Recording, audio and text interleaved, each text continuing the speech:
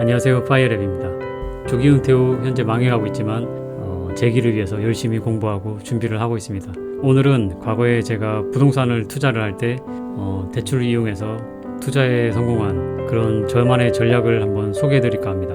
부동산 투자나 다른 투자를 하실 때 한번 고려해 보시면 리스크를 줄이는데 큰 도움이 되지 않을까 생각을 합니다. 그럼 시작해 보겠습니다. 대출을 이용한 투자에 대해서 한번 말씀드려볼까 합니다. 우리가 대출을 받을 때 내는 이 이자는 그 대출금 기회에 대한 그 비용이 되겠습니다. 그러면 그것이 어떤 기회냐? 만약에 그 대출금을 이용해서 전세를 살게 되면 그 월세보다 안정적인 삶을 살게 되는 것이죠. 이런 안정적인 삶 자체가 우리가 돈을 주고 지불한 기회가 되는 것입니다. 삶이 안정적이면 우리가 더 많은 것을 할 수 있겠죠. 그리고 그 대출금을 이용해서 교육이나 레슨을 받을 수 있겠죠. 어떤 유학을 갈 수도 있고 아니면 뭐 자기가 좋아하는 분야에 대해서 전문 지식을 쌓을 수도 있습니다.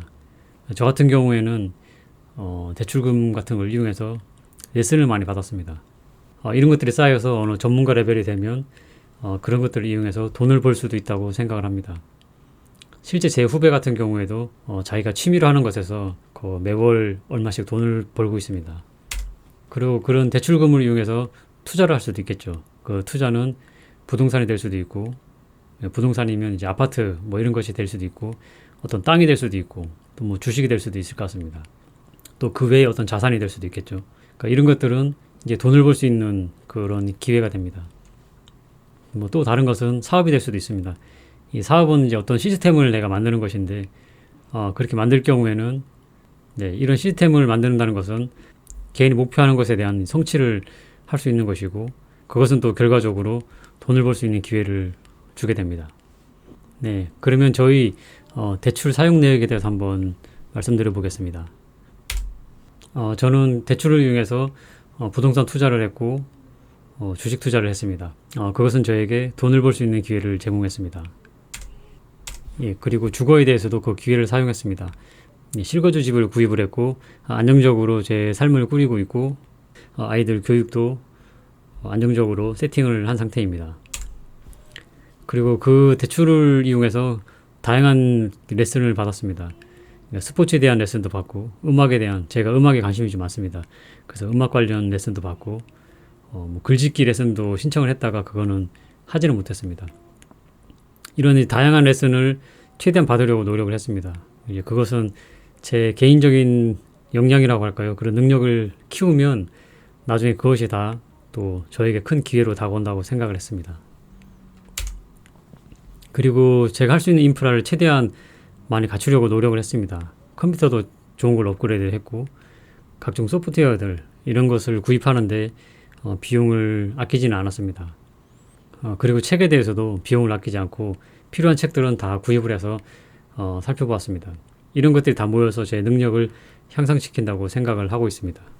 또 옷이나 신발 이런 것들도 그냥 단순 소비가 아니라 저에게 투자를 한다는 생각으로 구입을 했습니다. 대활동을 해야 되고 품이라고 해야 될까요? 격식에 맞는 옷을 입었을 때 주는 그 사람의 신뢰감이 있습니다. 그런 것을 위해서 옷이나 신발에 대해서도 좀 투자를 한 상태입니다. 이런 대출을 이용한 것들 중에 저희 부동산 투자에 대해서 한번 말씀드려 보겠습니다. 이렇게 사고 싶은 아파트가 있다고 생각해 보겠습니다. 이렇게 가운데 까맣게 그려놨는데 보통 아파트가 이렇게 있으면 이쪽 사이드보다는 가운데 쪽, 그리고 맨 꼭대기나 뭐 아래층보다 이 적당한 위치에 이런 집이 일명 로얄층이라고 합니다. 살아보니까 여기가 이제 난방도 좋고 실제로 이것저것 좋습니다. 나중에 좋은 아파트 고르는 방법에 대해서도 한번 소개를 드리겠습니다. 이렇게 사고 싶은 집이 집값이 6억이라고 가정해 보겠습니다. 그러면 그 다음으로는 대출을 알아봅니다. 대출을 알아볼 때는 보통 자기가 거래하는 은행만 가보는데 그러면 안 됩니다. 갈 수 있는 은행은 다 가봐야 됩니다. 그러니까 똑같은 뭐 새마을금고라고 하면 새마을금고도 지점마다 다 어느 정도 좀 다르기 때문에 다 가봐야 됩니다. 그게 사실 상당히 귀찮은 일인데 저 같은 경우에는 한 10군데는 다니는 것 같습니다. 그리고 갈 수 있는 은행은 모두 방문해 본다. 그리고 대출 가능 금액을 은행마다 명확하게 정리를 합니다. 그리고 그에 따른 이제 이자, 월 상환율이 얼마큼 되는지 이런 것도 꼼꼼하게 엑셀로 정리를 합니다. 그리고 이 집을 산다고 할 때 담보대출이 얼마가 되고 내 신용대출이 얼마가 되는지 이것도 명확하게 정리를 합니다. 그 다음에는 내 월급과 생활비를 검토를 합니다. 내 월급이 정확하게 얼마고 내년에 얼마가 오를 것이고 그 생활비가 얼마가 들어가는지 이것을 명확하게 정리를 해야 됩니다. 아이가 크고 있다면 내년에는 무슨 학원을 더 보내야 되고 학원비가 얼마나 늘어날 것인지 또 경조사비가 얼마인지 이런 것들을 싹 다 정리를 해야 되는 것입니다. 네, 그리고 제가 가장 중요하게 생각하는 것이 이것입니다. 대출로 이런 내가 생활하는 거에 변화가 있으면 안 된다. 이런 식으로 대출을 일으켜서 집을 샀더니 생활이 쪼달린다거나 그러면 절대 안 된다는 것입니다. 그럴 경우에는 이런 다른 기회를 다 상실하게 됩니다. 네, 왼쪽에 말씀드린 것처럼 이 기회라는 것이 꼭 이 투자에 따른 돈을 벌 수 있는 기회만 있는 것이 아닙니다. 이런 집의 안정도 나에게 기회를 줄 수가 있고 이 교육이라는 것도 나에게 큰 기회를 줄 수가 있고 또 뭐 인프라라든지 옷, 신발 이런 것도 나에게 큰 기회를 줄 수가 있습니다. 그러니까 예를 들어서 부동산을 방문을 하실 때 우리가 일반적으로 편하게 입고 다니는 뭐 청바지에 면 티셔츠 입고 부동산을 가면 절대 상대해주지 않습니다. 그렇다고 정장을 차려입고 가라는 말씀은 아니고 어느 정도 품위가 유지될 수 있는 옷을 입고 가는 게 좋다고 생각을 합니다. 그리고 은행 방문하실 때도 마찬가지입니다. 은행에서도 어느 정도 격식이 있는 옷을 입고 가는 게 좋다고 생각합니다. 부동산을 구입하는 것도 일종의 사업하고 마찬가지입니다. 나랑 사업을 하고자 하는 상대가 나랑 사업을 하려는 상대가 이렇게 가볍게 옷을 입고 오는 것은 이 사업에 대해서 가볍게 생각한다는 것과 마찬가지이기 때문에 제가 만약에 사업을 한다고 하더라도 그런 분들보다는 격식을 생각해서 옷을 입는 분을 더 선호할 것 같습니다. 저는 이제 그런 생각으로 부동산을 방문할 때나 은행을 방문할 때 그리고 어떤 사람들을 만나게 될 때 좀 격식에 맞게 옷을 차려입는 편입니다. 네, 아파트 구입으로 다시 한번 가보겠습니다. 네, 이런 위와 같은 상황에서 일반적인 아파트 구입 방법은 이렇습니다. 현금이 3억이 있고 담보대출을 2.5억, 이자를 4% 받고 신용대출을 5천만 원, 이자 4% 이렇게 받습니다. 네, 이렇게 집값을 구입하게 되면 이제 이자를 계산해 보면 월 100만 원이 됩니다. 그리고 월 상환금이 한 70만 원 정도 나오고 월급이 이제 500만 원이라고 해보겠습니다. 그러면 월급 500만 원에서 매달 170만 원이 빠져나가게 되죠. 그러면 사실 월급 500만 원이라고 하더라도 이 생활이 쪼달리게 됩니다. 또 어떻게 살아야 되지 이런 생각도 들고 어떤 큰 돈 쓸 일이 생긴다고 하면 생활이 확 쪼달리게 됩니다. 그리고 왼쪽에 사던 이제 다양한 레슨이라든지 뭐 인프라 구축, 옷 같은 것들을 절대 살 수가 없게 되겠죠. 이런 것들을 다 긴축하게 되면서 나의 큰 기회를 전부 다 상실하게 되는 것입니다. 이렇게 될 경우에는 내가 살 수 있는 집이 아니다. 저는 이렇게 생각을 합니다. 그 본인의 그릇을 초과한 것이다. 근데 보통 이렇게 구입을 하게 됩니다. 그러니까 이것이 일종의 영끌이고 하우스 푸어라고 생각을 합니다. 그러니까 집을 구입하면서 나머지 나의 모든 기회를 다 상실하는 것입니다. 이런 경우에는 저는 바람직한 투자라고 생각을 하지 않습니다. 그럼 제가 생각하는 방법은 뭐냐면 내 그릇에 맞게 집을 조절해야 된다는 것입니다. 뭐 여러 가지가 있겠죠.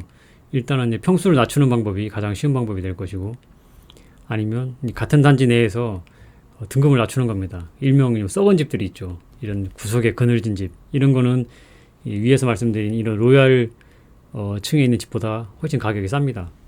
또 단지를 변경하는 방법도 있겠죠. 내가 원래 역세권에 살고 싶었는데 역세권의 옆에 있는 단지로 구입한다든지 그럴 수도 있을 것 같습니다. 네, 그렇지만 위에 세 가지 방법은 저는 별로 선호하지는 않습니다. 가장 좋은 방법은 이제 급매를 구입한다는 것입니다. 같은 내가 단지 내 아파트를 구입하지만 급매를 살 경우에는 가격이 싸지기 때문에 내 그릇에 저절로 맞춰지는 것이죠. 근데 이것을 위해서는 미리미리 알아봐야 됩니다. 내가 집을 사기로 마음을 먹고 집을 알아보는 게 아니라 이미 내가 살 수 있는 후보의 집들을 알아봐야 되는 것입니다. 그런 상태에서 내가 집을 살 타이밍이 됐을 때 이런 대출을 쭉 알아보고 내가 살 수 있는 집을 급매로 구입하게 되는 것입니다. 그리고 저는 집을 구입할 때 제 그릇에 맞추기 위해서 이런 식으로 계획을 하고 투자를 하였습니다. 위에서 대출 금액 중에 그 이자 3년치를 계산해 봅니다. 그러면 이자가 6천만 원이 됩니다. 그러면 대출 금액을 다 쓰는 게 아니라 6천만 원을 빼놓고 나머지만 사용하는 것입니다. 그러면 사용 가능한 대출 금액은 2.4억이 되겠죠. 그러면 구입 가능한 집값이 6억이 아니라 5.4억이 되는 겁니다. 그러면 월급 500은 그대로 남아있겠죠. 월급 500에서 내가 이자를 내는 것이 아니라 내 생활은 그대로 유지가 되는 것입니다. 이제 교육도 받을 수 있고, 뭐 인프라도 늘릴 수 있고, 내 품위도 유지할 수 있고, 뭐 그런 것입니다. 이제 생활의 변화가 전혀 없는 것이죠. 네, 이렇게 구입 가능한 집값이 5.4억으로 떨어지는데, 이 5.4억으로 아까 말씀드린 단지를 변경할 수도 있고, 같은 단지 내에 등급을 낮춰서 구입할 수도 있고, 뭐 그렇습니다. 그렇지만 내가 미리미리 집을 알아본다고 하면 이런 좋은 조건의 집을 급매로 구입할 수가 있게 되는 것입니다. 네, 그렇게 되면 이런 등급을 낮추지 않고도 오른쪽에 있는 방법대로 집을 구입할 수가 있겠죠. 예전에 제가 부동산 구입에 대한 얘기를 할 때 다음에 이사 갈 집을 안 보고 바로 샀다 이렇게 얘기한 적이 있는데, 그것이 바로 이런 케이스입니다. 내가 들어갈 집을 이미 다 봐놓은 상태고 어느 동에 어느 층이 로얄층인 것을 다 알고 있었습니다. 그리고 이미 계산이 이런 식으로 다 끝나 있었기 때문에 남은 금액 가지고 집을 바로 구입할 수가 있었습니다. 네, 마지막으로 부동산 구입의 전략에 대해서 한번 정리를 해보겠습니다. 제가 대출을 이용해서 투자를 할 때 이렇게 대출 이자를 3년치를 따로 빼놓습니다. 이렇게 사용했을 경우에는 대출 금액을 전액을 다 사용할 때 대비 리스크를 크게 줄일 수 있고 3년이라는 시간을 내가 마음대로 사용할 수가 있습니다. 교육이라든지 뭐 인프라 구축이라든지 또 뭐 그런 것들을 통해서 내 능력을 향상시킬 수가 있습니다. 그리고 중요한 것이 있습니다. 내 그릇에 대해서 정량적으로 명확하게 알아야 된다는 것입니다. 내가 받을 수 있는 대출금이 정확하게 얼마고 그에 따른 이자가 정확하게 얼마가 들어가고 월급 그리고 생활비, 이 생활비는 사실 가변하는 것이기 때문에 내 3년 4년 후의 생활비까지 다 예측을 해야 되는 것입니다. 그리고 교육비는 내가 현재 받는 교육도 될 수가 있고 내 자식들이 커나가기 때문에 증가되는 교육비까지 다 계산을 해야 됩니다. 그리고 경조사비, 그리고 여행도 사실 매우 중요하다고 생각을 하고 있습니다. 그런 여행비까지 포함을 해서 정확하게 내가 쓸 수 있는 돈과 쓰여지는 돈을 정확하게 알아야 된다는 것입니다. 그 다음 중요한 것은 이것입니다. 부동산 구입으로 생활의 변화가 오면 안 된다. 이건 더 큰 것을 잃게 된다는 것입니다. 네, 뭐 추억이 될 수도 있고 또 경험, 나의 성장 이런 것에 대한 기회가 다 날아가기 때문에 부동산 구입이나 투자로 인해서 내 생활의 변화가 오지 않게 계획을 세워야 된다는 것입니다. 또 이런 것을 하기 위해서는 내가 그동안 성장을 하겠다라는 가정하에 구입을 해야 되는 것입니다. 내 월급도 성장을 시키고 내 자산도 성장을 시키고 내 능력도 성장을 시킨다. 이런 가정하에 이렇게 3년치 이자를 따로 빼놓고 투자를 할 수가 있는 것입니다. 3년이 지나면 저 이자를 다 사용하게 되겠죠. 그러면 그 3년 후에는 내 성장된 월급, 내 증가된 자산, 그리고 성장한 나의 능력을 이용해서 저 나머지를 커버하겠다. 그런 계획이 있어야 되는 것입니다. 그리고 마지막으로 중요한 것이 책임감입니다. 만약에 계획한 투자가 잘못됐을 때 내 자신도 문제가 되지만 가족, 임차인, 은행, 회사, 내가 다니는 회사가 되겠죠. 모두에게 안 좋은 영향을 끼치게 됩니다. 이런 투자가 성공적으로 잘 진행이 된다고 하면 나라든지 내 가족들, 그리고 뭐 임차인, 뭐 은행, 회사 모든 쪽에 다 좋은 영향을 미칠 수 있다고 생각을 하고 있습니다. 네, 오늘 이렇게 저희 투자 전략에 대해서 한번 말씀드려 봤습니다. 이런 식으로 계획을 짜고 현재 투자를 진행하고 있고 이런 계획이 성공적으로 진행이 된다면 제 개인의 성장도 가져오고 자산도 착실하게 증가를 시킬 수 있다고 생각을 하고 있습니다. 네, 앞으로 대출을 이용해서 투자할 계획이 있으시다면 저희 방법 중에 도움이 되실 부분을 참고하시면 좋을 것 같습니다. 네, 오늘 내용이 도움되셨다면 구독 부탁드리겠습니다. 오늘 여기까지 하겠습니다.